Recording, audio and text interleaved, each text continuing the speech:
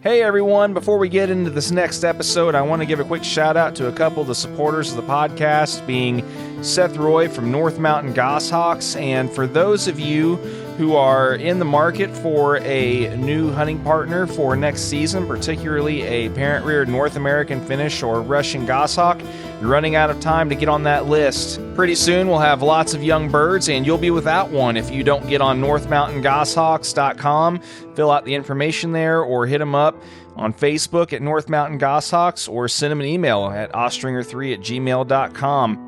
Get on that list, get your new hunting partner secured for next season, and prepared to have a lot of fun.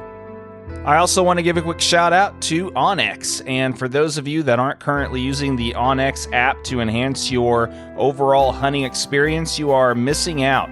It's an app that I rely on quite a bit, not just to keep track of my own hunting spots, but to also scout ahead for some new ones. And if there's private land that I don't have access to, it's a good way to find the landowner's information to try and get permission. And the app is also useful in a lot of other ways as well. So if you are not a current subscriber and want to subscribe, just head to onxmaps.com, enter the promo code HXP20, and start knowing where you stand with onX.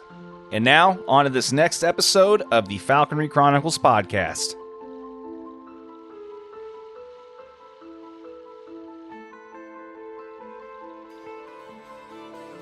I immediately called her down because she was really well trained, and she just sat there.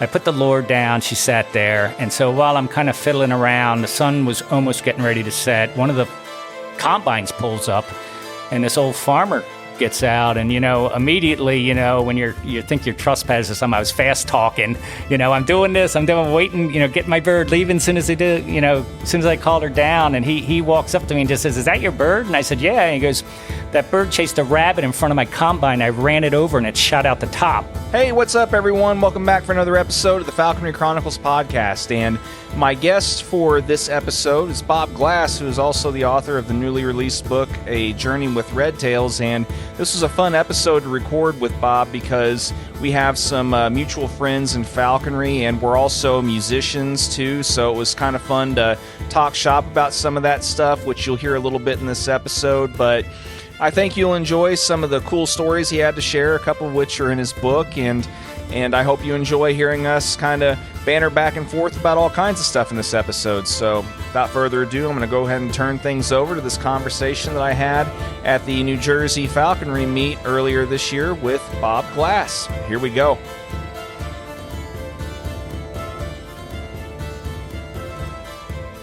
No, this will be nice, though, because it's not very often that I get to do any of these with falconers who are also musicians and already kind of used to studio etiquette in a way and all that kind of stuff. So, this is cool. Yeah, it is. I appreciate it to be here. Yeah, no, well, and go ahead and just let's keep on the train of thought that we were just talking about. We're talking about returns on investment and everything, and like you just recently, of course, released your book, and as far as that end of things go, I mean, I've as you know, I've had multiple falconers on the podcast who have written books and have talked a little bit about the time, effort, energy, return on investment, that kind of thing. Yeah. I mean, you, of course, have just released one and are dealing with kind of the modern issues with pricing, turnaround, everything, putting it all together. I mean, what's everything been like with your experience with that so far then? Yeah, it's you got to go into it knowing that you're not doing it yourself, you can write all the text in yourself, and you can contribute as much as you can to the the quality of what goes in the book, but a sport like falconry is super complex, and I don't know everything. So I knew I wanted to call in some people who, I consider some of the best of what they do, in the sport. And I seeked them out, and I had contributing authors. I had Robert Huber, the master hood maker from Oklahoma, talked to him, never met him. And that was kind of a cool thing getting involved in the book too, because I met and talked to people I never never talked to before. And so Robert, was really gracious, wrote a really nice chapter on hooding, hood making. He says he always encourages people to make their first hoods just to understand what's going on with it. And then he talks about fitting and all that. So that chapter is really good. And then, the diamond in the book is Teddy Moritz decided to contribute a whole chapter on dachshunds and hunting. And she wrote a really great story of the first red tail she ever had.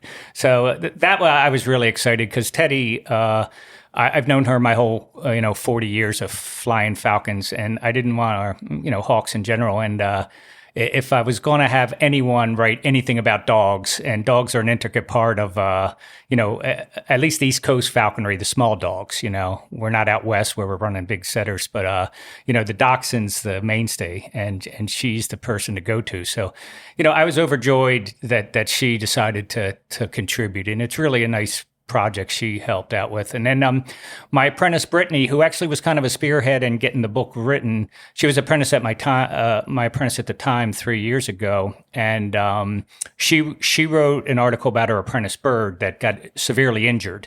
And most falconers would have just been like, you know what, I have nothing I can't do, but she, do about it. But it was a real serious eye injury, and she just was perseverance, and she just like, I'm not letting it go. So she nursed that bird all the way back to health. They actually sewed the bird's eyes shut for a full month, and the next year the bird was a really great hunter, and she just did a wonderful job, and that was a real good story for there. So those are the contributing authors. And then the photography is the other thing. I wasn't going to write a book that I've been doing it for 40 years, so I wasn't going to write a book I didn't want to read or I wouldn't pick up and be interested in. So, I just went out on the internet and I found like the best photographers in the world, and every single one of them, I just sent them a simple email saying, I'm working on this project on red-tailed hawks, and, would you mind contributing, and I would love to include your stuff. And every single person I spoke to said yes. So that was a pretty exciting thing. And then doing research, I had to go back and, I knew all my stories and I knew all the stuff I wanted to put in the book. But then I wanted to research stuff from back in the olden days, and I collect a lot of old bird books. And so all that stuff's in there. Now, as far as the business end of it, it's not. It is expensive, and especially if you want to make a picture coffee table book, which I kind of envisioned the book to be, especially with all the photographs. You want the displays to look, really nice. So we did invest a lot of money, me and my wife, in it, and then, but I just tried to build a business model around it. I knew the community. I knew that there's people out there who are going to buy it, and it's. The goal is never to make money, as far as I'm concerned. I want to just break even, and we're, only a month and a half into it. We're real close to breaking even. It's been selling really well. Supply houses have been buying it. So that whole part's been a really good experience. And then I'm meeting people who I really don't, meet all the time. I'm doing a lot of guest speaking. So that's exciting. I just was in North Carolina guest speaking there. And so that part of it was the tedious part of it, marketing it and all that, but it's all enjoyable. Yeah, no, as far as just the different stuff that goes into any kind of artistic endeavor or putting out anything extraneous at all, I mean, it really is amazing how much extra elbow grease just goes into just prepping everything, and all the time it takes. Just, I mean, I as I mentioned to you before we got together and officially met, I mean, I did get a chance to read your book, and I mean, just all the different people that contributed those photos, the authors that contributed, like you said, Teddy. I mean, the other people that wrote those chapters. I mean, just the time alone and simple correspondence, it just takes so much. I know, of course, I mean, we'll talk about this here in a little bit too, but I mean, we're both musicians. We both do artistic things outside of these other endeavors that we do. So I totally sympathize, because a lot of people, don't understand all of the other little subtle intricacies that go into the prep work, that it takes to create something that on the surface, it's just a book, but there's so much more to it than just a simple book, Yeah, it was, it's kind of funny looking back because I was, that I even wrote a book because I was never a good student. My spelling to this day is atrocious. And, but I just started, how to eat an elephant. You just start, one bite at a time. So I just started writing small parts that I envisioned would be like articles, maybe in some publication. And then it kind of went from there. Because I just got done with an apprentice, kind of all the apprentice stuff was still fresh in my mind, training birds and instructing, my apprentice on, how I consider people should train them and handle them and hunt with them, And I make a point of saying in my book that all three of my apprentices turned out to be outstanding game hawkers. And that I'm, the most proud of anything.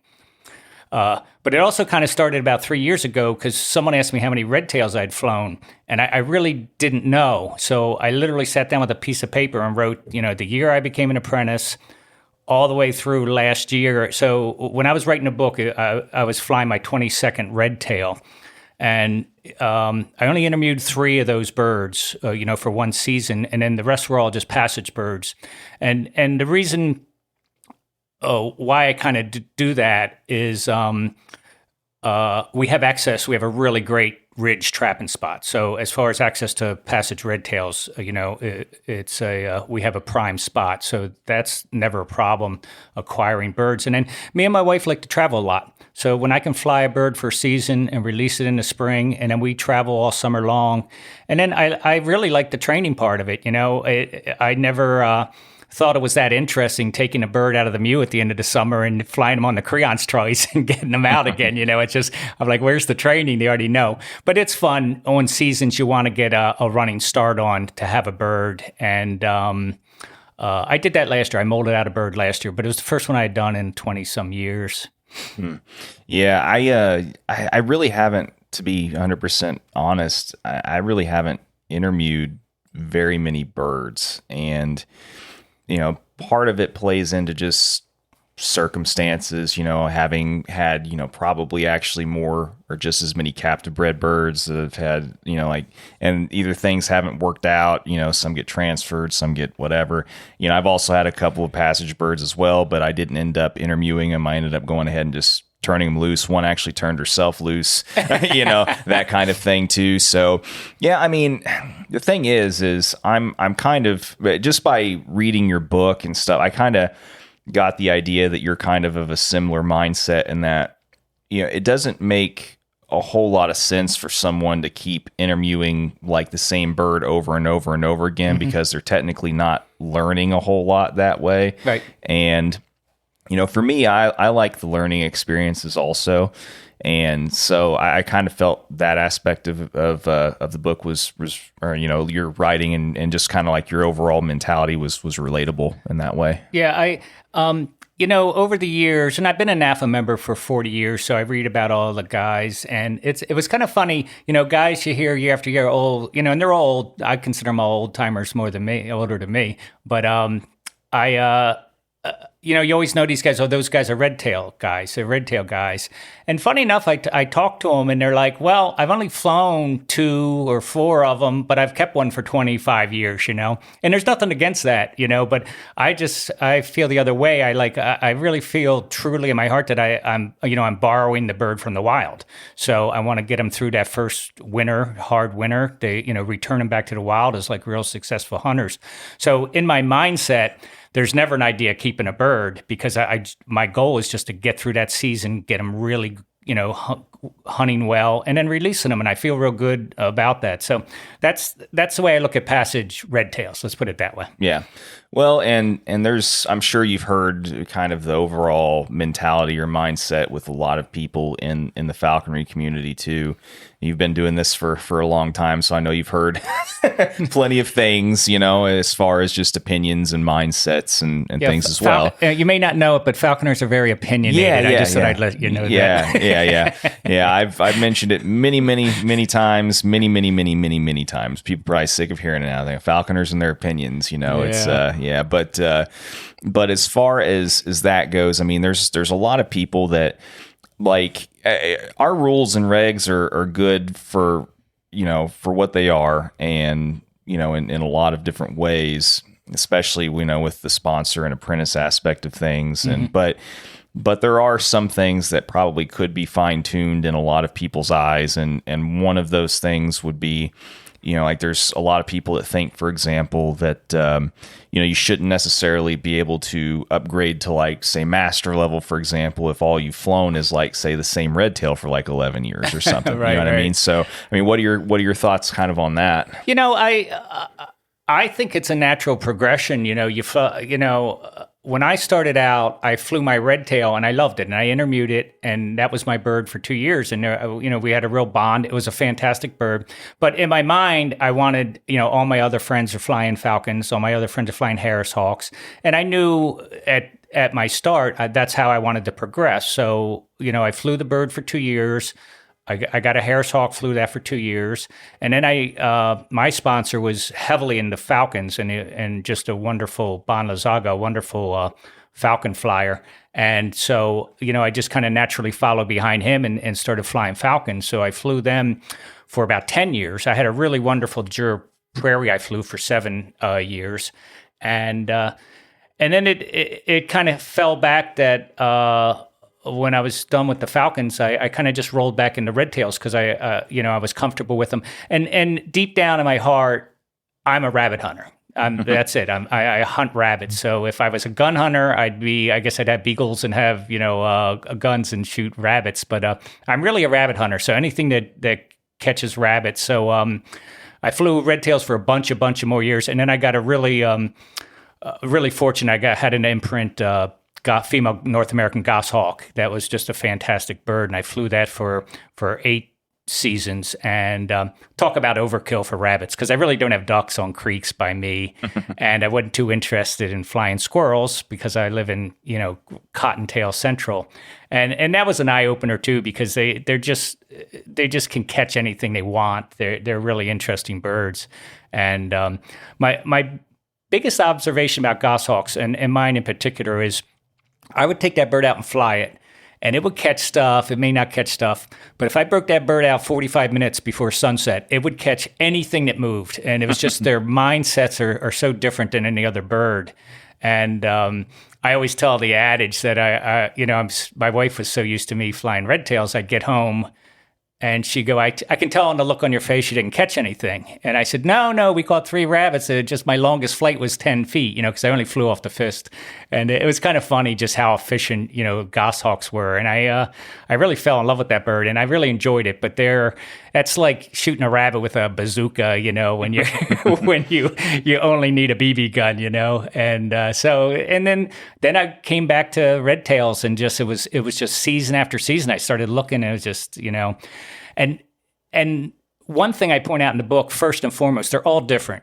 People think, oh, it's a red tail, it's this thing. And even my apprentice now my former apprentice, Brittany, she's had 3 red tails. And her first reaction to every single one of them is, wow, they're completely different. It's nothing like my bird last year. And that's true, Some are good hunters, some aren't so good hunters. And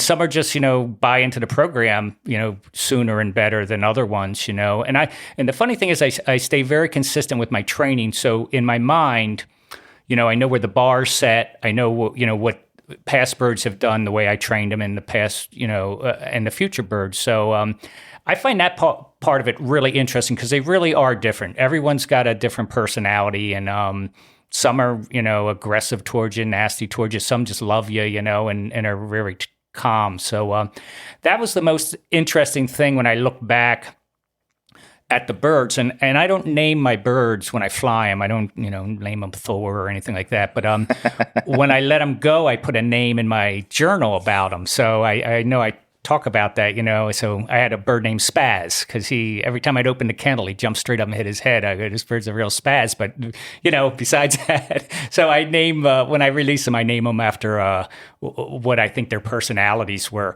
And so then when I started reading back in my journal, I was like, oh, yeah, that bird used to do this and that bird. So I did a few case studies in the book of, there's a little bit of something in the book. So I did a few case studies of birds that were really unusual behavior. One bird was fistbound from day one. One bird was just scared to death of anything in the world, since I had it. And, I say up front too, I certainly didn't solve all their problems, but I found ways to work with them and train them to become real successful hunting birds, And, coming back to, falconers and opinions and stuff, you're kind of always looking over your shoulder, especially when you're writing a book. But, I had to make a disclaimer. I said, that I've never flown a bird that didn't catch game, a red tail. I never had one die, and I never had one receive a debilitating injury. I've had some get injured, but, they all were fine by the time I released them.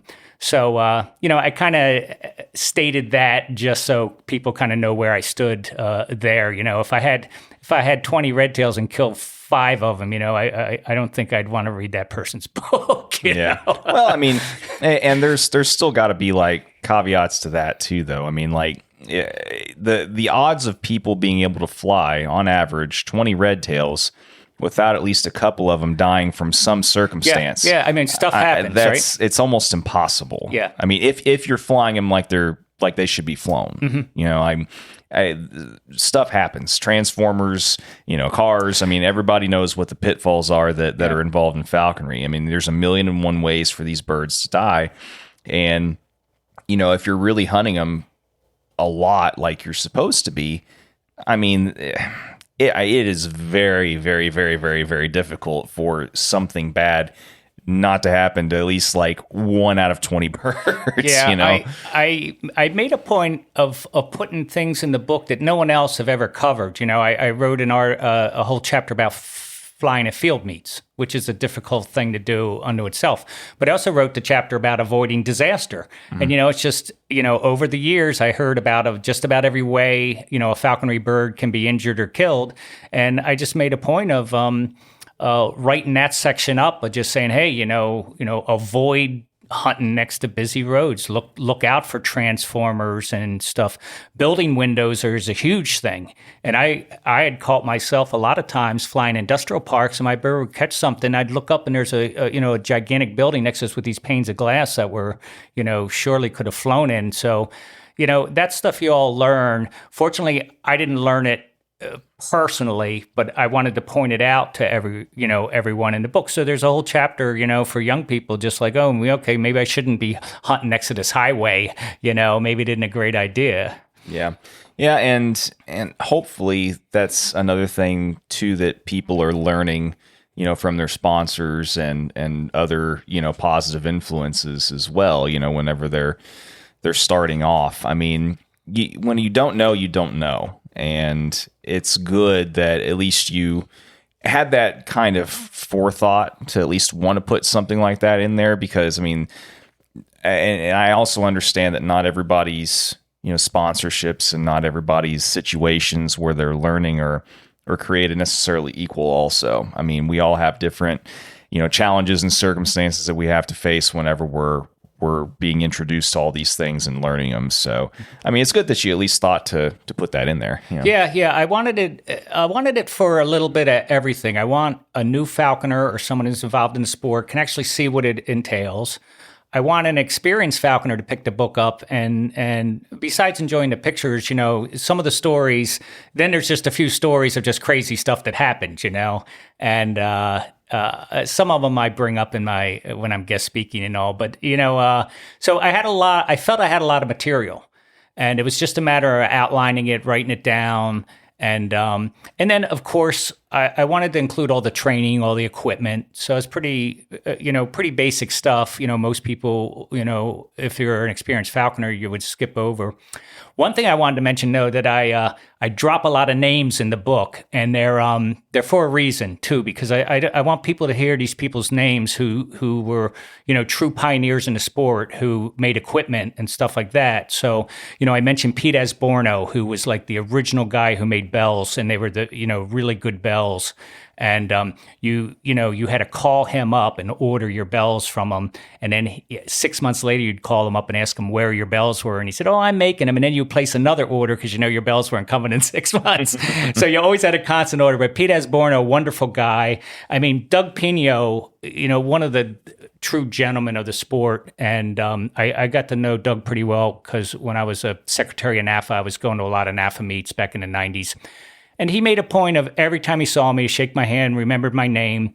His vests, his bags, and his swivels are just the best you can buy. And I'm kind of glad Rose Falconry is selling that stuff. He made good hoods too. Yeah, and yeah. Actually, I do have one of his hoods too. And then, I have to mention Louis Luxander, the father of Telemetry, and he was always a really nice guy and made transmitters. And to be honest with you, I have my old original setup, and I actually used it for the first few weeks of this season. My wildlife material receiver that was $350, and I was still using an old Louis Luxander LF3 transmitter from tail mount from my old long wing days. I would probably say I probably soldered 35 antennas on that thing in the course of its life. But I like that stuff and all that and remember it. And I mentioned Bill Snell, who made early swivels. So I want people to hear those people's names and realize they were the people who we all went to when we started out and looked up to and got their equipment, and their equipment was as fine as anything that's made now. Let's face it, Dave Noble's stepped up to a new level with bells. His bells are absolutely beautiful and sound great. But so I mentioned a lot of names in the book I want people to hear their names and maybe look them up.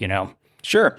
Well, and like you said, I mean, if you're writing a book and you're kind of wanting that to achieve that goal that it seems like you set out to kind of achieve you're not, like you said, it's not things like that aren't really an endeavor where you're going to make millions of dollars and stuff. Yeah. But it's not only kind of like that you want to share knowledge that you've collected over the years, but in a way, I mean, you seem like the kind of person, just in the very short amount of time that I've met you here, that you're very much considerate and want to give back to those that gave to you as well. And not just put something out there that's going to be something like, well, everybody should listen to me about these kind of things, but you kind of want to pay tribute to the people that mattered to you. So I think that's cool. Yeah, I never want to be another internet falconry expert, be online giving my worthless advice when it's not asked for. But if people ask me, I'll tell them. And that's something too with a lot of the old falconers. I grew up starting out, and there were guys like Roy Frock from Pennsylvania and Joe Harmer and Bill McBride. Those guys were all the original guys. Roy Frock, his sponsor was Corny McFadden, the father of American falconry. So it's kind of, I paid attention to what they were and their standards. And Roy in particular, he would not hesitate to tell you something good or something bad, of what you're doing. And I always took that, I always appreciated that one way or another.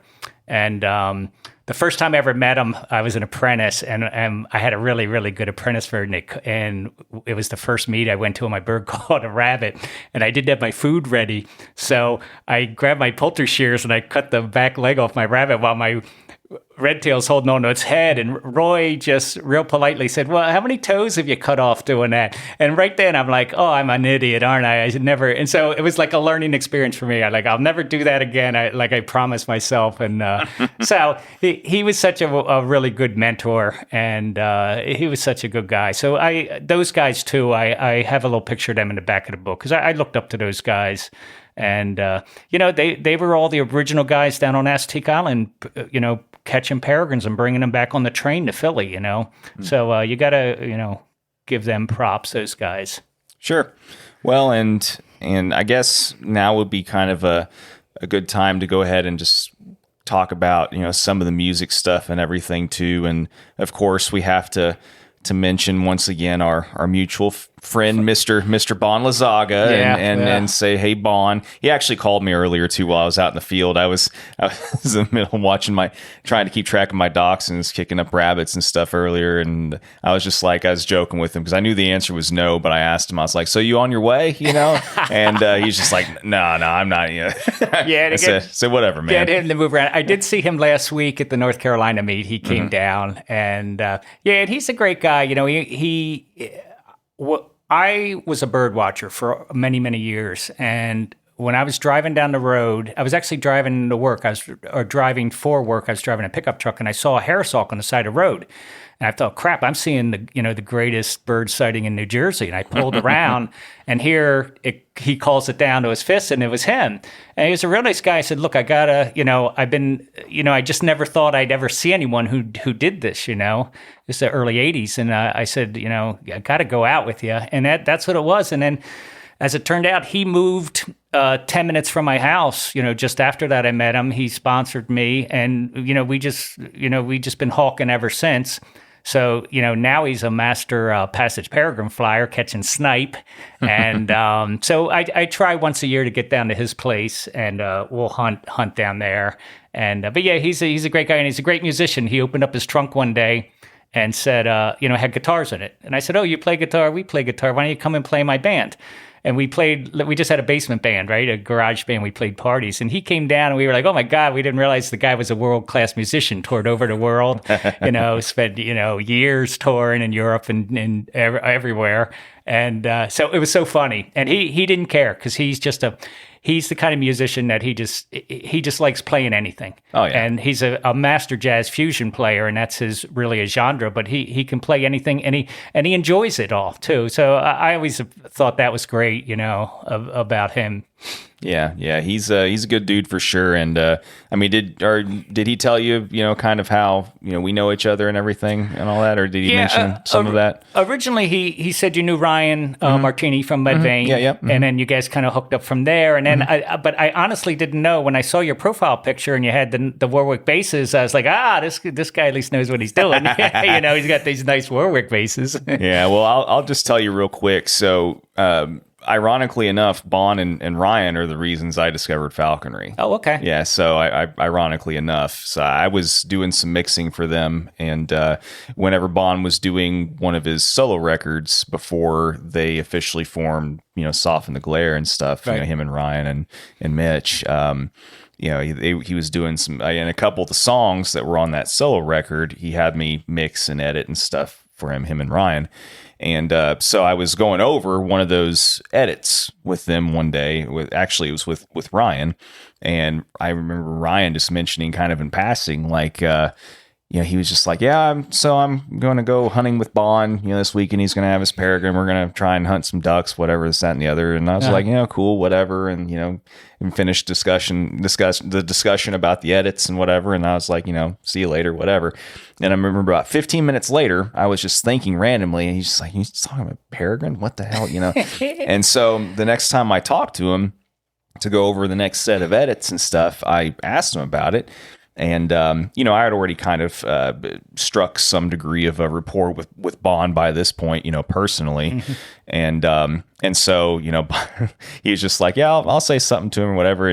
And so Bon was just like, yeah, man, so what do you want to know? How Bon is, Bon will not tell you anything, but if you ask him a question, he will give you the answer. I tell people, because they always say, well, your friend does this. I said, yes, well, you need to go and ask him specifically, and he will tell you, the proper answer, but yeah, he's not forthcoming. He'll so you want to know an answer, you ask him the question. But I like people like that. Sure. Well, and the great thing about Bond too is he's always pretty short, sweet, and to the point. Yeah. And so I asked him a handful of questions, and then from there I contacted the Indiana DNR, because I live in Indiana, and got the falconry packet, and then basically found guys in my area to do, and that's how I discovered falconry. So I owe my discovery and entry into all of this to them. I give them credit for that. So anyway, just a funny backstory of how small the world is. Just really another example for people. And especially the falconry community is very small. So when you finally get involved in it, for sure. So real quick, I mean, people can just bear with this for a minute because I have to know. What's been your favorite overall brand and model of basses to play over the years? Well, I play more guitar than basses. Yeah, well, so my first bass I got was from a pawn shop, and something I'll point out to musicians right now, that back in the 70s you could go in a pawn shop and you could find beautiful vintage guitars and for a dirt cheap price, because nobody really had anything. There's no internet. So I bought a 73 Telecaster bass for like $160. And it has a beautiful bottom end. I love playing it. I still play it to this day. I got worried when I played with Bond, I played bass mostly, in our little party band. And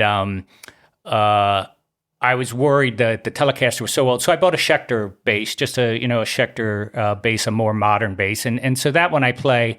But the Tele bass, it just has the bottom end, and I enjoy that more. And I know you have basses with all those extra strings on them, but I can barely manage the four. But as far as guitars go, I have a bunch of vintage guitars, and it's kind of funny talking about guitars because we just had a high school reunion a while ago, and a bunch of my friends are just professional musicians now. And I always ask them, my one friend, I said, where's your, 72, triple humbucker Black Beauty, Les Paul? Oh, I pawned that one. I went back to my other friend, where's your 74 Les Paul? Well, where's it, and they're like, oh, I sold that. I never sold a piece of equipment ever in my life. So my wife's constantly saying, how many guitars you need? No one can have enough. So I have a really nice collection. I have some vintage, some new stuff. The new stuff I've been buying a couple Gretches lately. I bought a Gretsch resonator because I like to play. I've been playing a lot of slide on our songs. So I bought a Gretsch resonator, a steel guitar. And I bought a really cool hollow body electromatic Gretsch, which I like. That's why I've been playing it lately. And just a vanity buy.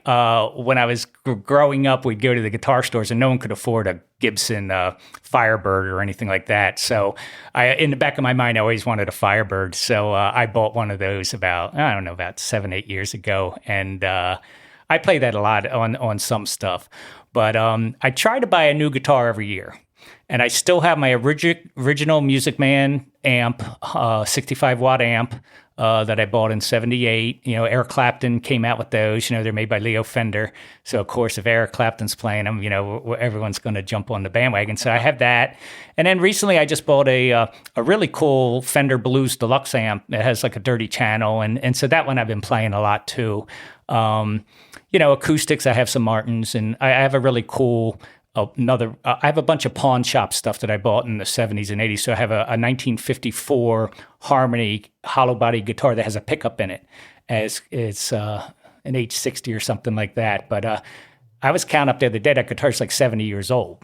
So it's fun to collect them. Whoever dies with the most guitars, is the one who wins. I always used to joke that whenever I died, I was going to basically put in my overall like death request, I guess, was that I was going to be cremated and then somehow basically drilled and inserted it into the neck of my one of my basses or something. Right, and then, maybe it could be the fret markers. Yeah. on one. You could have someone. That's a good idea. Yeah. I've joked with people with that before, and at times was probably less than half serious, Now you get more, the older you get, the more and more serious you get. Yeah. But I try to tell my wife, if you buy good quality guitars, they don't devaluate in price. So I always tell her, like, if I get hit by a bus tomorrow, you could sell these for a little bit of money. It wasn't, money wasted. But I like, and I have some Fenders, and stuff like that. So I like a little bit of everything. And you get certain sounds on certain songs. And now that I've been playing a lot more slide and stuff, I bought a lap steel, which is fun. And it kind of ruined me because I just like playing slide on the lap steel now because I can realize I could just sit down, relax, and I can hit all the notes easy. So that's the kind of stuff I've been playing. That's cool. That's cool. Yeah, I don't get to play near as much as I used to anymore. I just with the podcast and with all the other things that I have going on outside of just normal life responsibilities. And nailing down your bandmates to rehearse and find time to go out is a real challenge. So the stars have to align. Mm-hmm. And I admire guys like Bon and Ryan and the stuff they've achieved with, sticking with these bands and just hammering it out. And, they've made comments to me, people tell me all the time I'm living my dream, but, this is work. We're driving, hours to gigs where, it's not a super glamorous life. It's a glamorous life for an hour and a half when you're on the stage. Exactly. Yeah. They're not the only, prominent like musician friends that I've got plenty of other friends too that have been able to successfully make a really good living and or they're in fairly well-known bands and things. And it's, you discover real fast that it's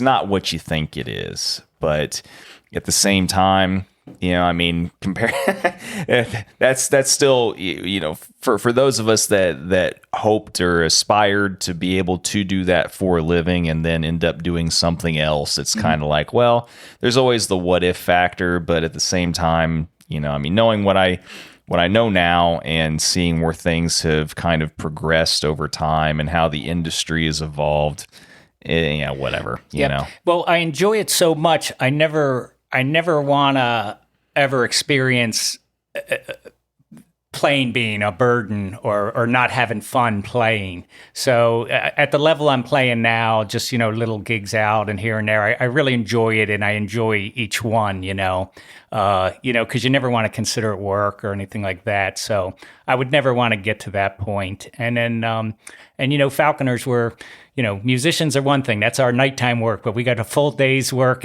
as Falconers. It's like that's our day job, know? For sure. And it's hard enough fitting falconry in, and to some people that might sound weird, but like, you find, and this has been mentioned before too, but you find yourself over the years starting to fit everything else in around falconry. Well, everything else is, as far as I'm concerned, is a hobby. And it didn't make the book, but I had my old dirt bike. I used to race dirt bikes. I had pictures of dirt bikes, skiing, in Vermont.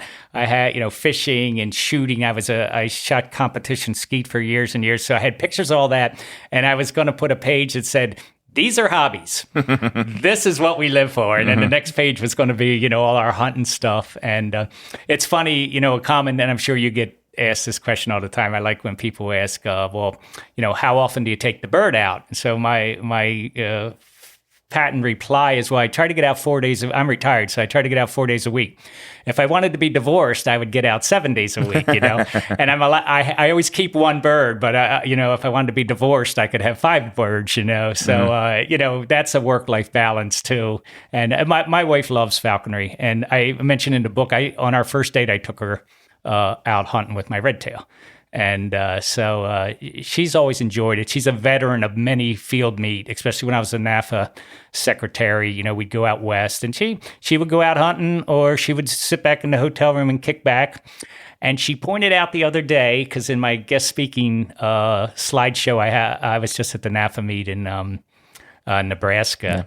Yeah. As was I for a couple of days too. And, over here? Yeah. Yeah, and So I called a rabbit, and when I was showing the picture of it, she raises her hand and then pointed herself. I said, "Oh, my wife flushed this rabbit, so she's taking a responsibility for me catching that rabbit." But yeah, let's talk. Can we talk about the meet for a little bit? Because sure.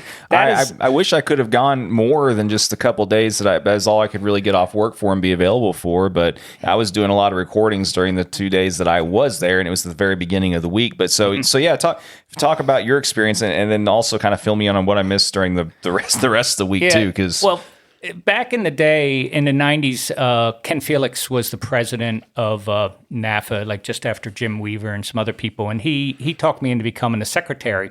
So, I would approach my wife and say, well, if I'm secretary of NAFA, I'm going to have to go to those meets. It's going to like acting like it's a burden, So for about 5 years, we went to, we got to see, Vernal, Utah and Cedar City, Utah and Lamar, Colorado and Amarillo and got to do all that stuff. So I hadn't been to a NAFA meet in 20 years. And when the book was coming out, it was supposed to be ready before the meet, and we were going to have a vendor table and, promote it then.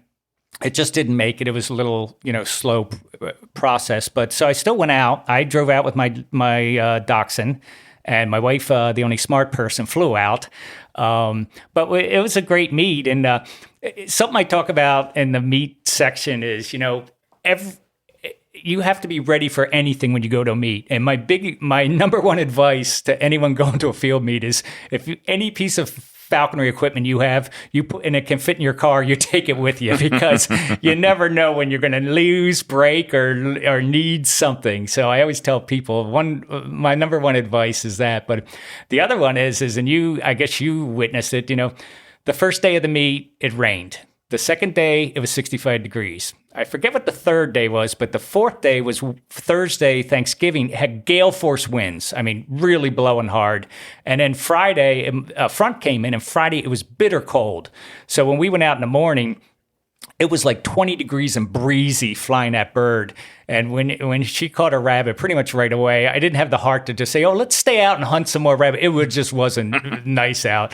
So I said, "Let's pack it up. Let's head back in." But you have to be ready for everything, and I mean that meaning clothes wise too. You bring your heavy coats and your light coats, and I've been away from it for so long, and I tell people this all the time, and it's part of my talk. I want to say is, NAFA has some wonderful resources, and I've dealt with all the people who I don't like, who were in upper positions, and people who are directors, and some really good guys, some really just below average people. And I'm not criticizing anyone in particular, but, I can look over all that because when I sit there and listen to the meetings, they're working on avian influenza vaccine. They're working on, deregulating the peregrine and making it as easy to get a peregrine as a red tail. They're constantly working on border crossings. They're constantly working on, different stuff. So, I mean, the membership's $45 or something. You spend that on a beer and wings on a night at a bar, and the stuff they achieve and the publications. And I'm delinquent in talking about this because I wanted to talk about it first thing. The publications are second to none, and that's because Dan Milner. He does all the NAFA publications. Dan did the page layout and design of my book, and my book's got unbelievable good reviews, not because of what I wrote or anything like that. It's because of the page layout design, the picture presentation. It's just spectacular. And, that's what you have as a resource as a NAFA member. You can call Dan up and say, "Hey, I'm thinking about doing it." Since I wrote this book, 3 people have contacted me and said, "I want to write a book on fly fishing. I want to write a book on this. How'd you do it?" And I refer them back to him. And something people don't realize too is, if you're a NAFA member and you run into trouble, like legal trouble, you can pick up the phone and you can call a lawyer, part of the general counsel, a lawyer who's a falconer, and you can tell them, "This is what happened to me. What do you think?" And you can get some advice. So NAFA's got a ton of resources, and everyone should consider joining, and they really should. And I've been, I guess, a member for almost 40 years, and I built the very first computer. that NAFA ever owned. And they were leasing one for like $1,000 a year. And I was in the computer business back then. I said, I can make, 4 for that. So we made 386s with 20 meg hard drives. We spared no expense and put a 3.5-inch floppy drive and a 5-inch floppy drive in it. And what people don't know, not to bore anyone, but back then, you didn't store any data on your computer. They were all stored on these disks because there was just never no room. So that's why you needed all these floppy disks, And but I made them. I still have the computer at my home. I asked the archives if they wanted it, and they weren't the least bit interested. But I will still hang on to it for another 20 years. Maybe someone in the archives will want that. But, just being involved in NAFA and going back to the meet and getting exposed to what a great organization it is, in their meets, it was pretty exciting to go out there after 20 years, There's a lot of people that you may not think that you would find or have common ground with and stuff, but once you get a chance to really kind of sit and talk to them about certain things, it's pretty cool. And, you find that you've got a lot more common ground with some people than you thought you might have. Mm-hmm. And, you kind of touched on something earlier too, that I think it's important for people to remember, in that, you can have whatever personal beliefs that you have, or differences with people or whatever, and you're going to have them. It's part of life. We're human beings. Right. We're not going to like every single person that we meet, nor do we have to.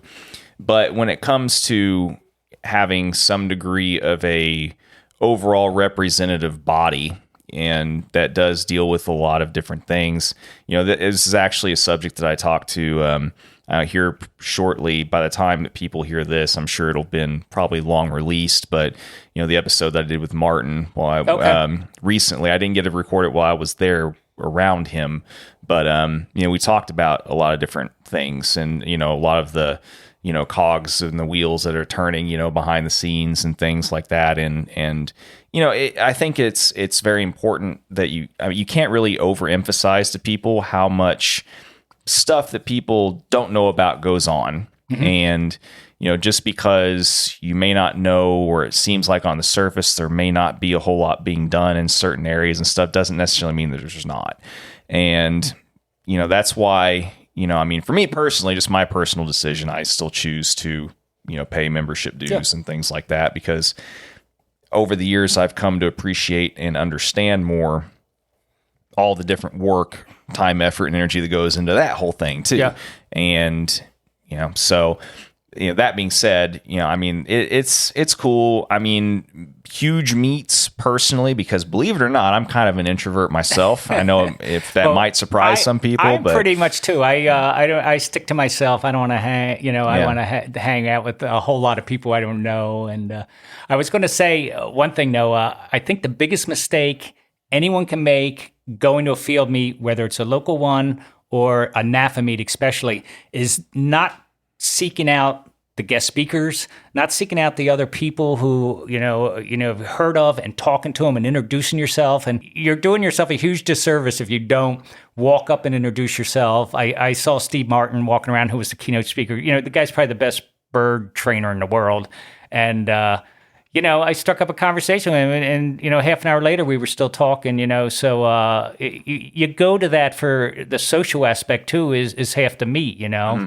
And, go see what other people are doing. But I like, I even say in my book, I've met Marley Nelson. I've met Jim Fowler from Mutual of Omaha, Tom Cade, all those guys. And I said, when was I going to run into them again? And the answer's never. So, well, and once again, like I said, I consider myself an introvert. I wish that there's parts of me that wish that I could go every year, but I know it's just a simple fact of life that I'm not going to be able to. Right, it's not cheap either. Yeah, right? And it's not cheap, and there's time. A lot of times it's also on Thanksgiving week, which is a whole other set of. That week is my anniversary, my birthday, and Thanksgiving, so it's one of the harder weeks to get away. But thank God my wife likes to travel and go to those events, so she comes with.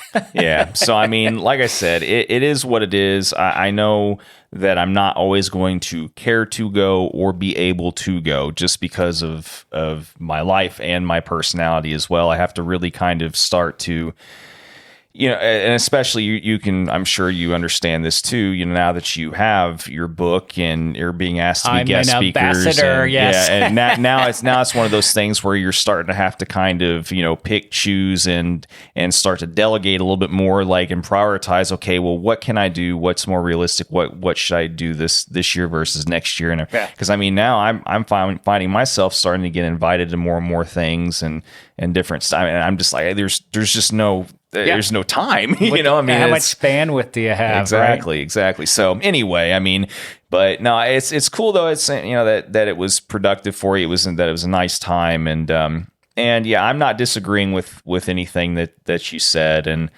as far as, trying to encourage support for the organization and stuff. There's always going to be people that have differences here and there and stuff. It is what it is. But we're Falconers. Exactly. And it is a common aspect of life in this sport. Well, plus, how often do you go and I walk by a guy's truck, a real nice guy, Chase from Texas, and Chase Ellis is a good dude. Yeah, he's weighing his golden eagle, and I just walked up and I said, I gotta know, tell me. He's like, hang on. Oh, 7 pounds, 10 ounces. I'm like, oh my God, so, you don't see that at every place you go to. So that's an aspect too. You want to see really great looking birds and high performing birds in one spot. That's fun to go see that, Sure. Well, and, before we get too much further and before we kind of start to wrap up a little bit here, I always ask people for at least one good story and one good, at least, kind of experience with a bird, whatever, hunting story, whatever the case is. I already know the one that I want to ask you about, though, and it's the one that everyone. Me. Seriously though, how does a bird get sucked up into a combine or what was it again? It's a soybean combine. So go ahead and just tell it. Sometimes when I'm talking, I try to get out of it because I feel like I try to tell the story only once every 10 years, and but it was the first flight out with a brand new red tail. And the bird was performing beautifully, and she was real big, and she's following for 45 minutes. And we came up to a clearing, and a local red tail pulled up across the field. And the next thing I see is my bird just beating feet across the field, knocks it out of a tree, and they're gone. They just took off, across the countryside. So I had a really good Louis Luxander LF3 transmitter on. So I knew no matter how far that bird was going, it was from my long wing days, I knew I could track that bird down. So just before sunset, I pull up, with the receiver blaring, and it's a huge soybean field, and there were 2 combines running, harvesting the field.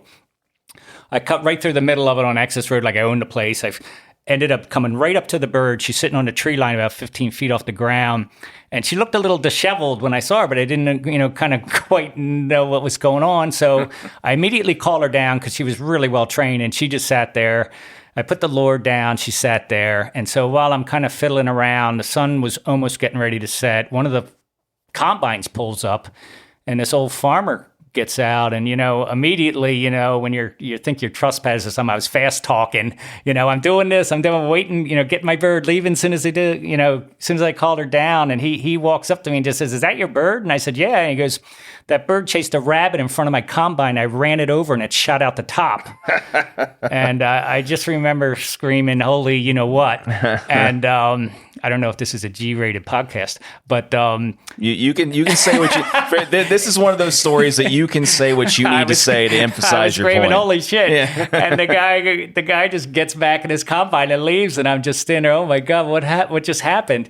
And then the bird came down to the fist. I looked it over, made the once over, made sure everything was attached, and there was no signs of blood or trauma. And I put her back in the giant hood. And when I took her back, I put her in the garage that night, and I actually snapped a picture, which I don't even think the story would have probably ended up in the book if I didn't I must have my camera close by, and I snapped a picture of her sitting in the on the perch. So the left side of her body took the brunt of the hit, and so the combine had cut off all 5 of her major primaries. It cut her tail in half on the left side. It cut the B-wit and the bell right off the leg. which was a tragedy unto itself because it was the last complete pair of Peter Asborno bells I had in a smaller size. And I was like, I was heartbroken I lost that bell out in that soybean field. I actually thought about getting a metal detector and going and searching for it. Like, exactly where did you run my bird over? I was going to ask.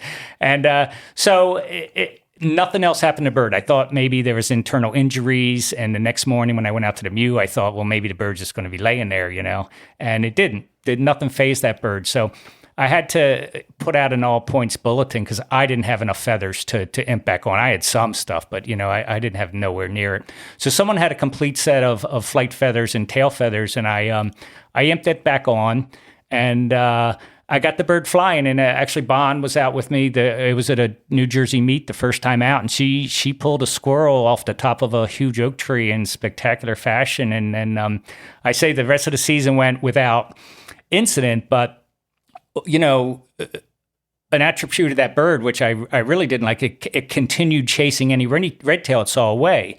So finally, after like the third time, I just refused to track it down anymore. So I would always have to wait, but she'd always fly, come back, 20 minutes later, she'd come back into the field.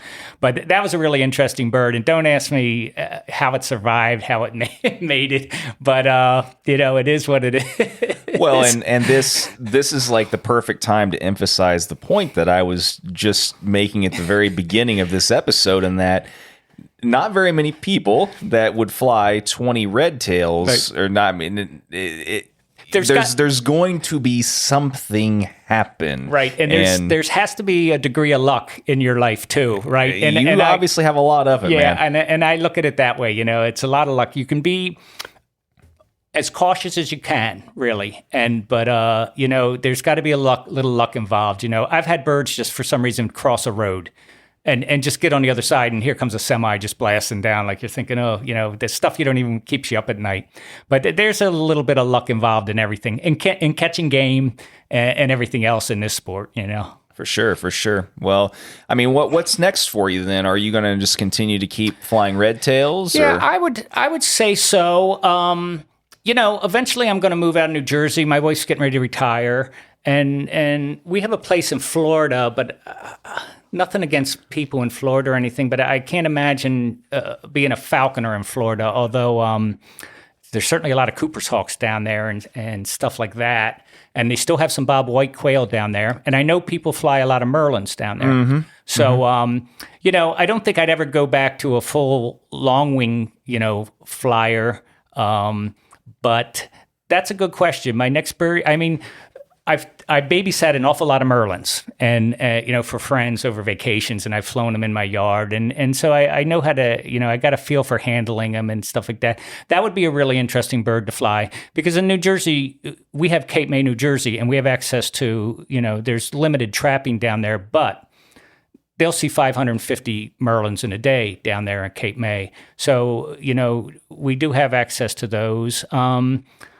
I love my goshawk. If my goshawk, didn't get Asper in its 9th summer, I'd still be flying that bird, and my book would be called "My Journey with One Goshawk." But I honestly don't know. I think I want to fly a few more red tails until we figure out where we're going to move to. And another thing too is a reason why I let them go, because I love trapping, and we do some banding.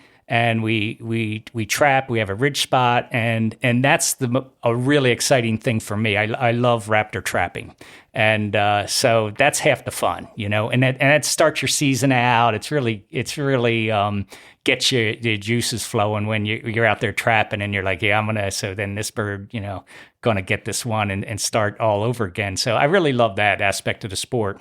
So it's hunting, but trapping's another thing, and you see tons of crazy stuff where we trap. It's a huge bald eagle area. So if nothing's coming in or nothing's happening, you usually have a few eagles in the sky fighting life and death battles in the air, in front of you. So it's a lot of fun stuff to watch, Yeah. And my parents, they retired several years ago, and they live in the villages down in Florida. and so yeah,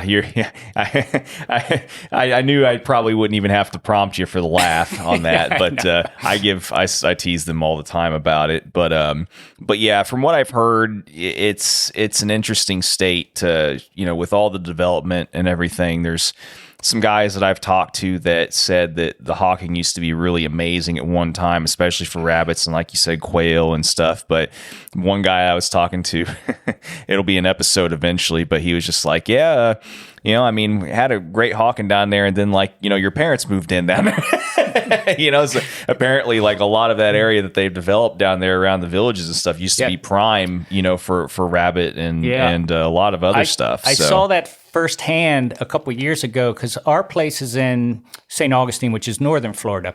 But so I asked my wife, we used to birdwatch down there, and I traveled all over the country in high school and just out of high school. I mean, that's all we did was birdwatch. We'd do Rio Grande Valley, up into by the Arctic Circle of Canada and all over. So Key West and all that stuff. So I asked a few years ago, I said, hey, can I just leave vacation here with you guys, take our rental car and go down and hit the spots in southern Florida, like Loxahatchee Wildlife Refuge, where the snail kites are, one of probably the rarest bird of prey in North America. And I wanted to go to the Everglades. I wanted to go to Corkscrew Swamp, all those places I've been to, haven't been to since like 1979. And she let me go down there, and I just had a wonderful time doing it. But I saw these huge, they look like senior citizen prisons down there, and they're in the middle of anywhere, and they got walls around them. They're very nice, and they got, the houses are beautiful, but they cropped up all over those wildlife refuges down in southern Florida. So I saw firsthand that there's just a ton of retirement stuff there, and a lot of them aren't near the beach or anything. They're quite far away.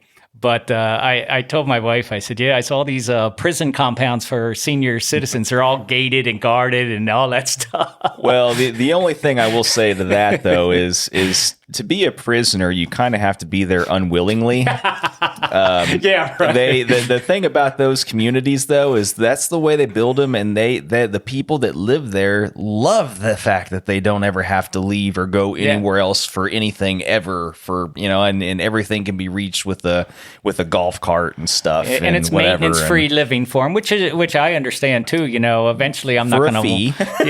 Eventually I'm not going to want to mow a lawn. Someday. Yeah, but. Yeah, I mean, we could probably sit here and crack on retirement communities and stuff for the rest of the day. Man, it still boggles my mind to this day how those places are structured. I'll never forget the first couple of times I went down to visit them, and I was just like, this is just. For me, it's bizarre. I mean, if you like it, hey, all the power to you. If it makes you happy, great. Different strokes, different folks, whatever. But as far as the hawking goes, though, I mean, my recommendation for you, because I've been looking for a personal hero, is I want you to go down there, still keep your red tails, and just hunt the piss out of iguanas. Just hawk the crap out of iguanas. Find wherever those are, move down to that part of Florida where there's a whole crap ton of iguanas, and just hunt the crap out of them with your red tails. I will come down and visit you. And then I can round up pythons at night too down there. What is frightening in Florida is how many snakes are down there, and I've run into a few, and they're frightening. The poisonous snakes. So I'm not used to hunting that. New Jersey, you don't run into too many. Well, I mean, I wouldn't even be afraid of the whole like venomous snake aspect of things as much as just all the extra like Burmese pythons and stuff that have proliferated down there. And the constrictors would be more what I was scared of. Yeah. As a bird watcher too, there's parrots on the wires out, on the main drag, but on my beach resort, and and then I go down. There's minor birds, and there's just it's kind of like bird watching in Hawaii. When you go to Hawaii, there's no native birds in Hawaii. Everything's been introduced. The seabirds you see are birds that have been there over years and years and years. But all the endemic birds in Hawaii have died off from mosquitoes. So you see a lot of different birds, very exotic birds, but none of them are endemic to the state. And so Florida's kind of turning into that. It's a warm spot. Any bird that gets let loose that kind of likes living, they like retiring down there too. Yeah. And but we like the seasons too. We do skiing and all that. So we like So I can't honestly say where we'll settle, but and it won't be out west. But I do like going to try to catch a jackrabbit, which is really exciting. Oh yeah, for sure. And so I don't know, but that's all part of life. We'll see where we end up and all that stuff. But my caveat, as we talked to retirement communities, can my first question: can we put a mew in the backyard? No. Okay. Well, I'm not moving there. There you go. Yeah, and then you're not going to be able to fit one in a lot of of those places. You're going to be keeping it inside with your in the sun room or whatever that's built out back. Yeah. Right. But no. Well, I mean, I wish you the best in figuring all that out. I'm sure some circumstance will come along and figure it out for you at some point. But we're never, in my mind, I never want to be without a bird. Sure. And we actually adopted my son 20 some years ago, and we went to Russia and Azerbaijan. And we came back that year. My wife's like, "This would be a good year for you not to have a bird." I said, "Yeah, maybe so." And then they were like, "No, I had to get a bird." So I've been uninterrupted. But there's always excuses. And well, before we go, we got to give a shout out to the New Jersey Falconry Club, because we are remotely coming from the field meet here in South Jersey, and we have built this meet up. And I'm proud to say I helped establish this meet at the same place. We have it in the same place every year, Swedesboro. It's legendary now on the East Coast, and we went over to the numbers last night, and we're going to have about 150 people at the banquet. I mean, absolutely unheard of, Nice. We've grown this thing up to such a big meet, and people just love coming here, and people are catching rabbits like crazy. It's, and I tell people all the time, in the Carolinas and up in New York and Massachusetts, where they only have squirrels, I said, come down here, and people enjoy it, and they're moving a lot of stuff down here, and it's really a great place. The hotel is a huge, just gathering place that the atrium nice and place, the lobby, and everyone, it gives people a place to just hang out. I mean, literally there was a funeral yesterday, and I was mentioning I'm glad, that no one brought their dogs in and their birds in, because all the people were eating their funeral meal. And a girl came up to us and said, what do you guys do? What are you doing here? And we're told them. I said, well, who passed away? And she goes, oh, my aunt, an old, she lived a long, healthy life, and she passed away. So all of a sudden, some guy walks in with a hawk. Oh, no, he didn't walk in with a hawk. And she came back later and said, is there hawks here? I said, yeah. She goes, my nephew would like to see a hawk. I said, well, let me see if someone can bring a hawk in. It just so happened, the guy was like, I'm going to bring my Harris hawk in. Well, wouldn't you know, there was like 70 people from this funeral all circling this thing. It was the highlight of their day. They were all taking pictures, and they really enjoyed it. So it's so unique, to be able to share stuff like that. Like, these people were coming in to get their funeral meal and remembrance of the person who passed away, and someone brings a hawk out, and everyone was laughing and taking pictures. It was really exciting. So but yeah, this is a wonderful place. I urge anyone who want to come down to Cottontail Central, to come here, every year, and the raffle is spectacular. And, everything about it is great. And people who run it are very friendly. And so I like taking a poll, because I take interest in it. Where are you from? You're from the Midwest. There's some Rhode Island people. There's lots of New York people. There's lots of PA people. We have Aaron from North Carolina is here. And so I like pointing out all the people who came, people from Maryland, and it's a huge social event, and the dogs are running amok, it's always fun. You go anywhere where there's a lot of dogs, right? Oh yeah, well, and that's the whole reason why I came down. Still, I told all these mutual friends of ours that I wanted to come down so that they could see my, I've talked about my dachshunds with them, and Casey and all them had me down last summer to do a series for dachshunds and stuff, and which is still continually ongoing because I have so many Dachshund episodes, but you can't have enough. Yeah. Well, and so I mean, I was actually, because of work, work took me out to Wyoming, so I actually flew from Wyoming to home earlier this week. A couple days ago or whatever.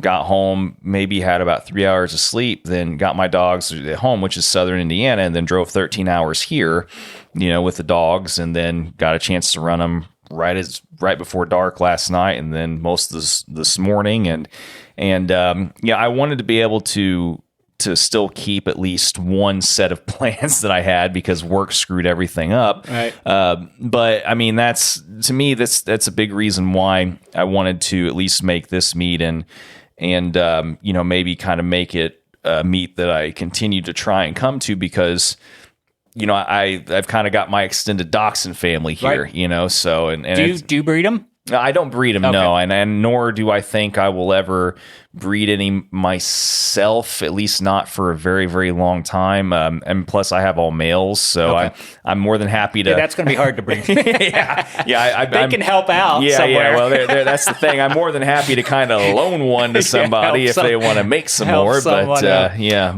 I actually have a top secret thing because I'm sure this will be released after tomorrow night, or excuse me, after tonight. But I'm real excited. We have 2 Dachshunds, and when I was writing the book, and then we lost our younger one, she was always kind of sickly. And so my wife's been hinting around, she wants another long-haired Dachshund. And I've been she thinks I'm totally opposed to it, but what I'm doing is behind the scenes working to get her a puppy. And so that's how I got Teddy gave me a recommendation for Aaron Kincaid down in North Carolina. I asked him if he's breeding dogs, and he said yes. And then he called me a week or 2 later and asked me if I wanted to come down and be the guest speaker. And so I got to see his dogs run, which worked phenomenally. And he had his litter just a few days earlier. So when I saw him yesterday, I said, I hope you bought a picture of the puppy. And he had one sitting. It's still the size of a hamster. But so I told him, I said, we're going to, at the banquet, we're going to get my wife and I'm going to introduce you, as I just met you, down in North Carolina.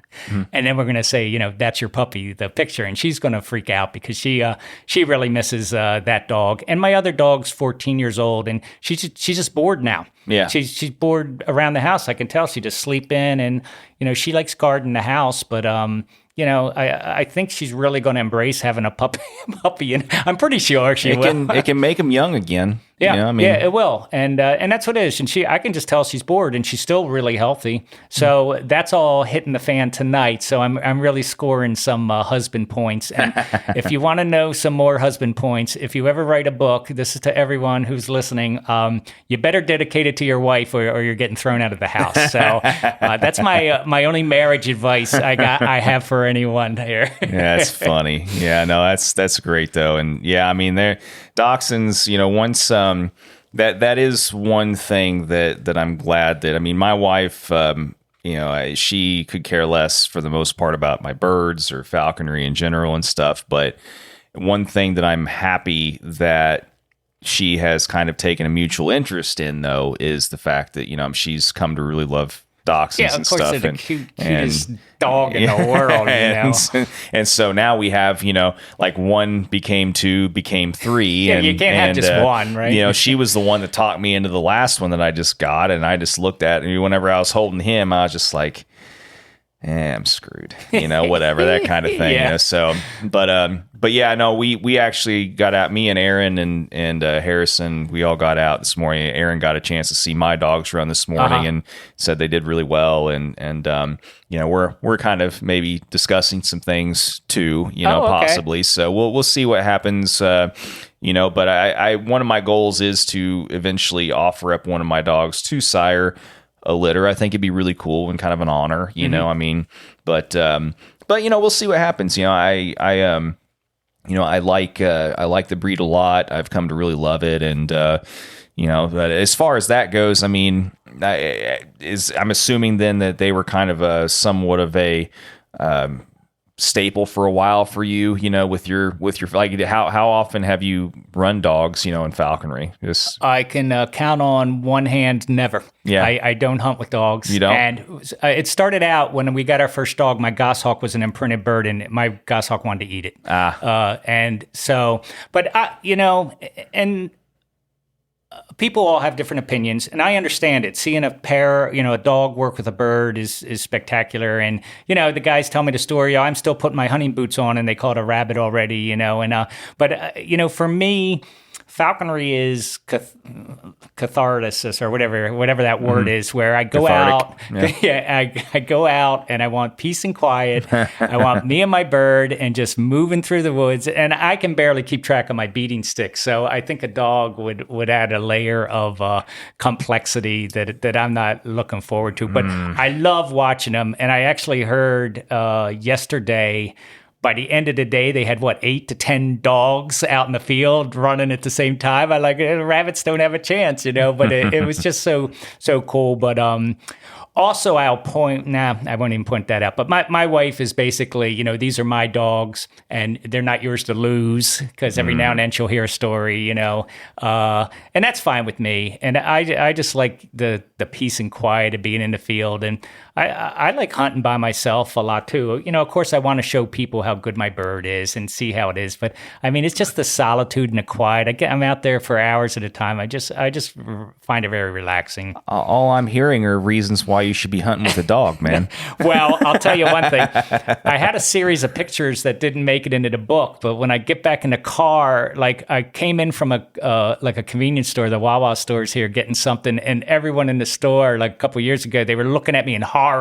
And I'm like, what are these people doing? I get out, look in the rearview mirror, blood is coming out of my ear and all the way down the side of my head, from briars. And so what I do is I sometimes when I know I got cut, I'll take a picture and just to see how bad it is, take a selfie and see where the blood's flying off my head.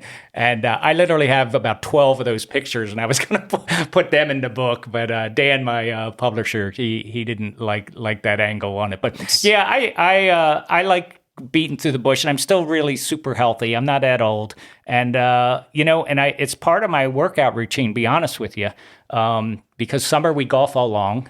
We golf all summer long, and I stay in pretty good shape. But I look at my iPhone and see, I did 4 miles, and then I know that isn't 4 easy miles. That's 4 miles over briars and thick, patches stuff. So I still enjoy it. I'll tell you right now, though, when I'm turn 80 years old, I'm going to get a Tiercel Harris Hawk and a Dachshund. I'll still catch more rabbits than anyone else out there, right? So that's what I see in the future. But for now, I just, I like peace and quiet in the field. Well, you know what, though? I mean, just to be 100% honest with you, I used to think that I would never hunt with dogs either. And then, I started off with Vizslas and then quickly discovered for my area, really not the best choice. I love the breed also, but just not the best choice for where I'm at. And then I finally bit the bullet, almost 3 years ago now, and got, Hades, my first dachshund. And Hades. yeah. Hades, Horus, and Baal. Those are Greeks. Yeah. And then so basically, I used to think that it would be too much chaos for me too.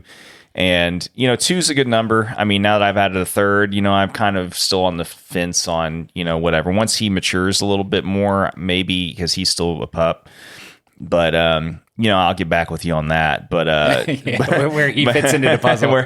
But I will say that I have my falconry and everything. I have way more enjoyment now than I have ever experienced. Just it's an extra added dimension of just overall fun and feeling of accomplishment, at least for me. And I think most people, would agree in that, and it's not necessarily just about the dog and the bird, but just seeing how much more fun and enriched that animal that you have is because of that activity that it's sharing with you.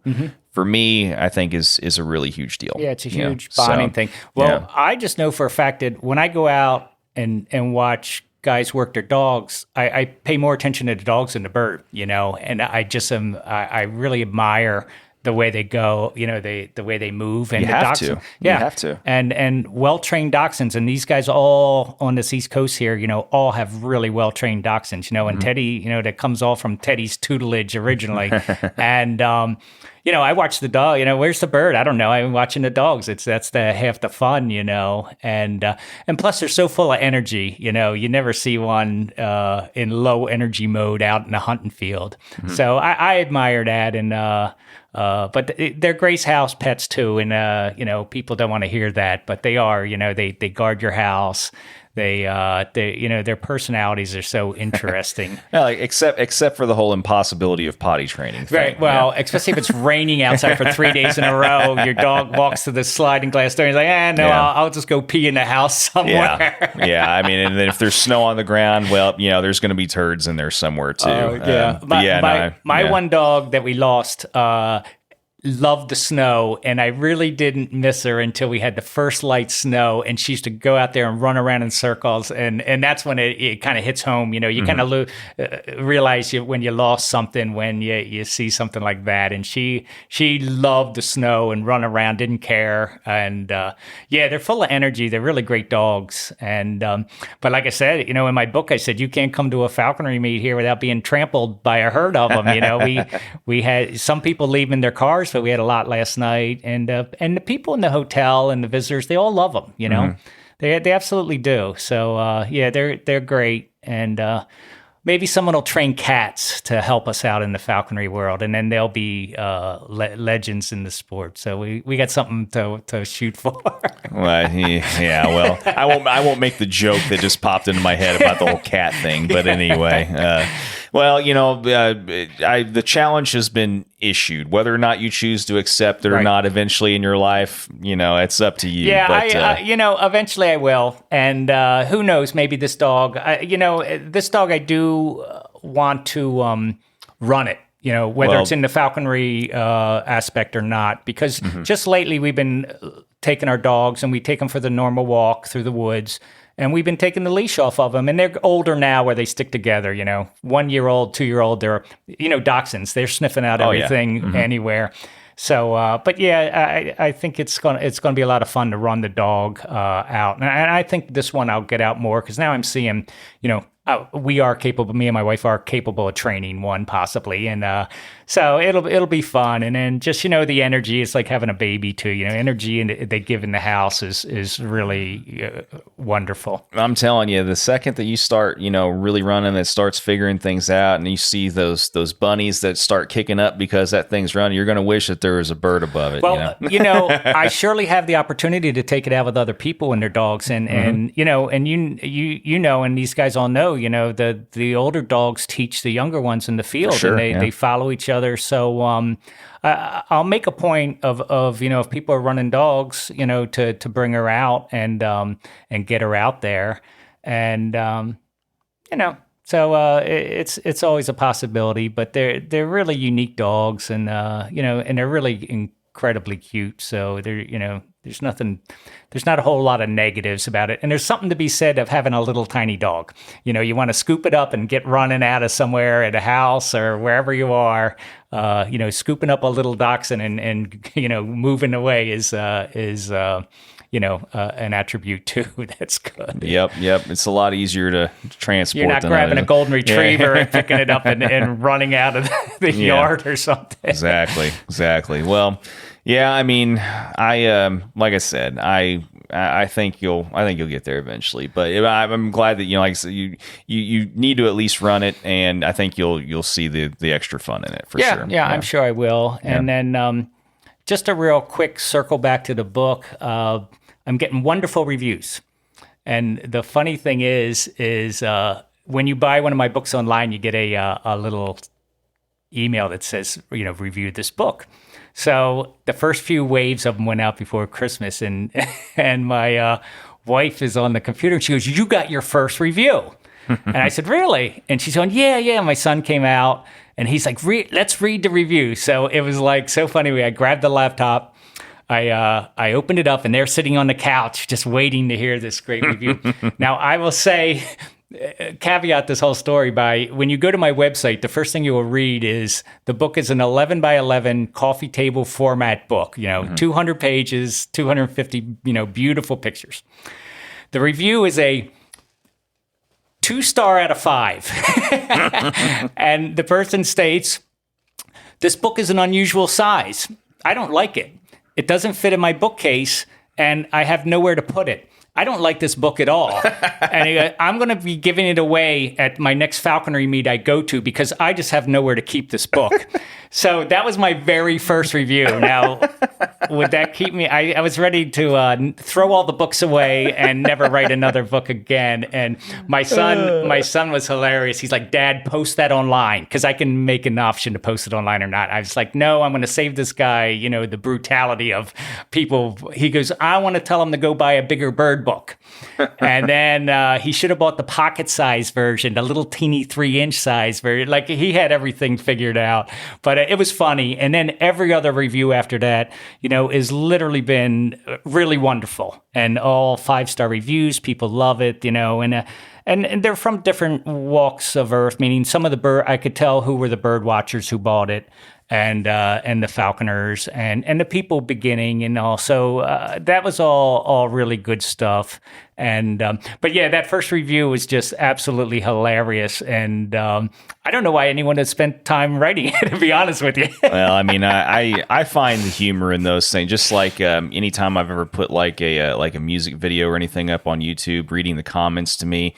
I mean, people say that you should shy away from it. I agree to a large extent, but the morbid curiosity in me always wins out, and I just have the best time reading some of the most horrendous comments that you can. I mean, just shredding your soul, basically. I think it's hilarious. I find the humor in it. I find the most powerful thing you can do online is not respond, which is funny because it drives people crazy. And I posted a little tiny 20-second video of the bird I'm flying this season, and it's sitting on a little PVC perch, which is just a flying perch. It has no wrap on it, no nothing. Now, that bird sat on that perch for probably 2 minutes a day for the first week I had it, just jumping to me in the garage.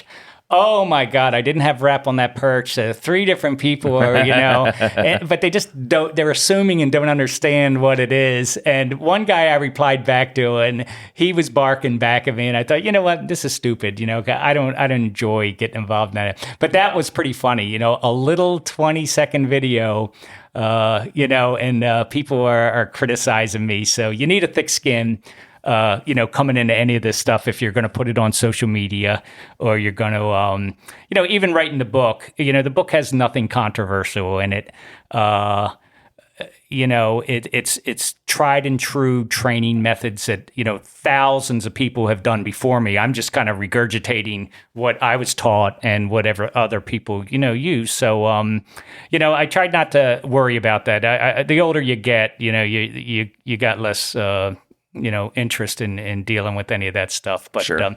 Some of the negative stuff's kind of funny because you just, where it's coming from and you got to laugh at it. Either you're laughing or you're crying, and you better be laughing. Oh, yeah. Well, I mean, yeah, you can overanalyze and everything else. It's really pointless at the end of the day. It's just, you have to, anytime you put yourself out at all, especially artistic standpoint, anything, you better be prepared to receive some of it because it's going to happen. Yeah. There's no getting around it. And it just, I mean, you got to find, just some degree of joy in it. And that, someone spent the time to tell you how much you suck. So at least, you made an impact somehow, it's just like, I always just love leaving the comments back. I mean, whenever I would, it's just like, appreciate your input, man. Whatever. That's the worst you can do to an internet falconry expert is either give them nothing or thank them for the timely advice. It's trolling back. I like to troll back. But I was surprised at how many people just went out on Facebook and stuff and messaged me and told me how much they liked the book. I thought that was really cool. And some people, kept replying back. And I have time. I'm retired. Who has more time than me? So I'll reply back to everybody. And, they all told me how they liked the book and what they like about it. And people are asking me questions. And, maybe if that's kind of a role, I need to take, that's fine. So, and I answer the questions and I respond to everybody. And, I will tell one last funny story that a guy ordered the book in Canada and I printed the label out for DHL and 2 weeks later it never arrived to him because I could see it on my website and I emailed the guy and I go, hey, did you get your book back yet? And he says, no. He goes, I want to track it. I said, I'll help you track it. Let me find out what's going on with this thing. So I track it. And the next day he goes, oh, I found it. DHL told me it's at their location for me to pick up. And it didn't come in any further. He goes, problem is that's 100 miles from my house. And I'm like, what? I apologized to him profusely. And I was so upset. And he replied back the next day, oh, I got another employee on the phone. And they said, why don't we send that book to your DHL location in your town? Right, which you would have thought they would have done. Mm-hmm. And so it was kind of a funny thing. So I've been talking to a lot of people. People have been giving me, a lot of feedback, all good, so I'll accept all the good feedback. And it's been fun, and people are showing up to meet here who I haven't met, but I've talked to, and, they come up and introduce themselves, or I'll see who they are and introduce them. So it's a lot of fun. It takes you kind of out of your comfort zone and your quiet, Yeah, no, I completely agree with that too. I mean, for me, it's always weird. Like I've always had problems throughout the life, like accepting compliments. It's like, how dare you compliment me? I have no problem with being complimented. I don't either. It's just I still to this day struggle sometimes though with I can't believe someone actually likes something that I would be doing, It's kind of that whole, thing or whatever. Well, trust me, music is more subjective than falconry can ever be. Yeah. Well, yeah, so, for sure. So in the music side of it, it's just, way different than that. But I mean, it's fun and it's I'm meeting new people, right? Which I'm not. Up till now, I haven't been all that interested in, I want to hang out with my buddies. I want to go out hawking with them and bust on each other and have a good time with my friends, kind of like how I like golfing, Yeah, for sure. And I don't try not to take it too seriously. So I enjoy all that. And then, and another thing too, it's a lot of these falconers, these young falconers, they are really exceptionally good hawkers and game hawkers. And that's what I like, because game hawking's the thing, You can fly the fanciest birds you ever wanted to afford or any of that stuff, but the people who are bringing stuff to bag and all the people, and the red-tailed hawk is the bird that introduces everybody to that, and they catch a boatload of game, So I see a lot of young people flying these birds, and they're really exceptional falconers. And you can know that they've only been doing it for a year or two, and their birds are really well trained. And I like seeing that aspect of the sport too. Fancy birds, flying, high and all is cool. But when you see a young person and they're catching some of their first heads of game, that's really cool to me, I think. For sure. No, I agree 100%. Well, before we get out of here, what's your website again where people can pick this up if they want? You can just Google ajourneywithredtail.com, and there's no hyphens, and I will point out that people pointed out that the bird is actually formerly named the red-tailed hawk, and some people were appalled that I was shortening it up to red-tail, but I'm blaming it on every other falconer who came before me. I'm like, yeah, falconers shorten it up, so I'm going with it. So throughout the book, I refer to it as a red-tail, but some people wanted to point out the official name as if I didn't know what it is. But yeah, there's a website set up, and I will say that go to your favorite supply house, and most of them are carrying it, and you buy in your jesses and your bells and your hoods, throw a copy in your bin there, and all of them are signed, and even the supply houses that bought a large quantity of them, I sat up and watched hockey games and signed 200 and some books that got shipped out. So everyone gets a signed book, and it's fun. I don't want to say I'm giving back to the community because I want people to buy my book, and I hope I break even someday. Yeah. But I enjoy it, and it's probably the one and only book I ever read. So of course I'm going to sign them and thank the people each person who bought it.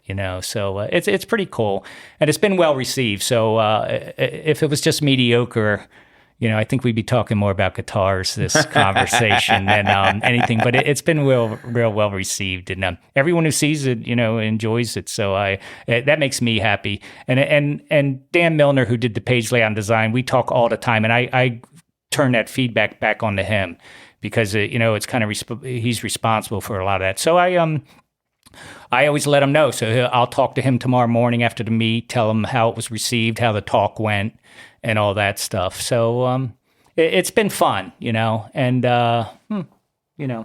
and I got more guest speaking things. Next year I've been asked to do a bunch of stuff, which is fun. So I got time to prepare for that and go meet other people. And that's one reason I never became a NAFA director, because I wouldn't want to do it unless I could go to all the picnics. I could go to all the meets. I feel like a NAFA director should have the free time to do that. So maybe in the future, I'll have a schedule that that lets me go do more travel. And my wife loves to travel too, so it isn't like something she would be opposed to. So I'm enjoying it for what it is, and it's going to die down eventually. My 15 minutes is fleeting awful quickly, but for what it's worth, I've been enjoying it so far. Well, fantastic. Well, and I've really enjoyed this conversation as well. And thanks for having me. Yeah, no, it's been good getting to know you a little bit. And we have to, of course, we were nice and didn't do it, while recording, but it's nice to rag on Bon a little bit too, It's good. He's a person who doesn't accept praise easily also. So he's horribly embarrassed. So at least we know we did that to him. Yep. And I would go online and check out those snipe meet guys and those snipe flyers, because that is one of the most interesting forms of falconry I've ever seen. It's on my agenda for next year. And he is knee deep in it, and he just came back from Arkansas. And the pictures were really cool. Someone took some really good pictures. Yeah. And that snipe hunting is just, and I go down there and watch him do it. And it's just really intriguing. So that is, you want to see the most finite, focused form of falconry there is. I think that's probably it, Yeah. Well, and I got a chance to see it for the first time while I was in Mexico. Oh, okay. And good stuff. Yeah, I think it's my favorite form of hunting with long wings, particularly, like Tiercel peregrines and stuff. I think it's personally, I find it way more fun to watch than even like duck hawking or even, the bigger, upland game, birds and stuff. I just think it's just way cooler. I love to go back and ask them, let me see the GPS, because I want to see how fast that bird came down, because I knew it was over 100 miles an hour. And I just love seeing that stuff, because it's 180 degrees from what I do. I have a bird in a tree, falling out of a tree, catching rabbits, and then you got this other aspect of the sport like that, and it's really intriguing. It just kind of adds up to how great the sport is, For sure. There's so many moving parts, and so many different things to do, and people, and there's a lot of things that people latch onto and say, this is what I want to do, and I enjoy that part of it too. People can pick out the bird, the prey they want. They really, there's a lot of stuff to do in this sport, and there's a lot of stuff to achieve to yourself. Can I train I trained one bird, can I train a different type of bird? And that's a challenge, every falconer should think about, It's all good. Well, we're going to go ahead and wrap this up then. Yeah. And like I said, thanks again so much. I'm glad that, like I said, you've been having a lot of good positive feedback and reception with everything. And, hopefully we'll get a chance to hang out and do some hawking in person sometime. Yeah, John, I really appreciate it. I will say this is my first endeavor into the radio business, if this is actually called radio. But I really appreciate it, and spread the word. And, everyone, good luck hawking, Good luck. Yeah, well, I'm sure everybody appreciates it. And, man, we'll talk again soon. Okay, thanks so much. Yep.